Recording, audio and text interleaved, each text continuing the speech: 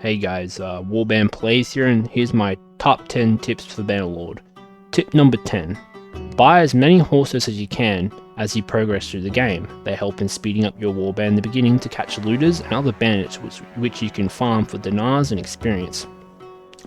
Buy horses at low prices in villages that produce them.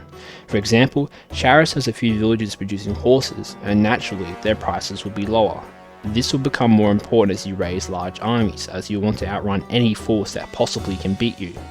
Also, when you have a surplus of dinars, begin purchasing war horses for your high-tiered cavalry that you will upgrade to eventually. It's also a good idea to buy some mules, as they increase your cargo capacity for the loot that you acquire. Tip number 9. Do not upgrade all your units to high tier in the early game when they have gained experience.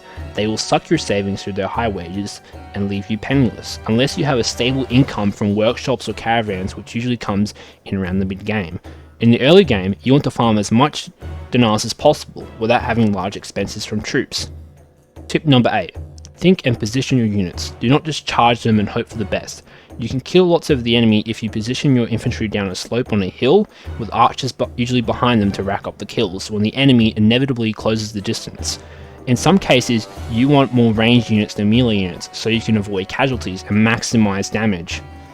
Move your cavalry on the sides, charge them, then run away, rinse and repeat. I find this is a general good strategy for any battle, but this may vary faction to faction, which I may make another video on. Tip number 7. Go to the arena to increase your stats. At the start, your attacks will be slow and a bit unresponsive. You can mitigate this by continually doing arena fights to level up your character. Farming looters and forest bandits is also another method to increase your melee stats, because the more you do, the more that particular skill increases when you're facing other kingdoms and large armies. You want to be a powerful force by yourself that is worth your salt. Number 6. If you are struggling with the early game and don't want to get your initial troops killed, I suggest the circle method, which is when you're on horseback and are continually killing units that stray away from the ball of death that follows you. The AI loves to follow the player, and use this to your advantage to take the heat off your own troops. Just watch out for ranged units, kill them first, have a shield as well. Tip number 5, max out your caravans and workshops through the clan tiers, so you can pay wages in the mid game for mid to high tier units. Keep them in non-hostile lands when you're a vassal or a leader of your own faction. You will stab yourself in the foot if you keep these financial assets in the kingdom you're attacking to make your own faction. Also, keep note that caravans are very inconsistent with their profits, I find, so do not buy them first and appoint a companion that is good at trading skill to maximize profit when you do. Tip number 4, do questing for cash, as it's valuable in the early game when you're strapped for dinars. I find the poacher quest, caravan ambush quests, and caravan escort quests seem to give me a lot. Trading is not in these tips because I find trading boring, and I think you do too. Tip number 3, become a vassal as soon as possible, as this will usually allow you to have a large army because you can have some land. You'll need to be clan 2. While this makes you a target for enemy kingdoms, you'll get dinars from fiefs that the leader of the faction will give to you, eventually when they conquer something. It also gives relation increases when you help out your fellow vassals that you may want to convert later to your own faction. Tip number 2.